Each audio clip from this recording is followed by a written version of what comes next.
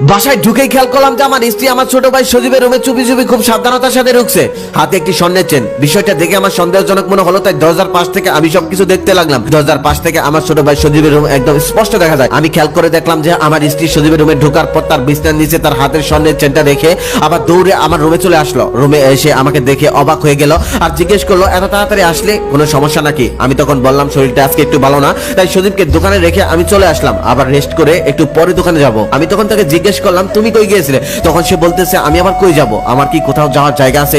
আমি কাজ করছিলাম, রান্নাঘরে কত কাজ পড়ে আছে। তোমার ছোট ভাই একটা ফকিনীর মেয়েকে বিয়ে করে এনেছে, সে কোনো কাজ করে না, দেখো গিয়ে সাথে বসে আছে, আর সমস্ত কাজ আমার একাই করতে হয়। আমার দেবর যে এটাকে কি দেখে ভালোবেসে বিয়ে করে আনলো আমি বুঝতে পারছি না। প্রেমের ফাঁদে ফেলে আমার দেবরের মাথাটা গেছে, কবে যে ওই ফকিনীর মেয়েটা আমাদের সমস্ত সম্পদ নিয়ে পালিয়ে যায় এই ভয়ে থাকি আমি সব সময়। ততক্ষণে আমার বোঝার বাকি রইল না যে আমার ছোট ভাইয়ের বউকে ফাঁসানোর জন্য আমার স্ত্রী এমনটা করছে, আর ওর এমনটা করার কারণ হলো ওর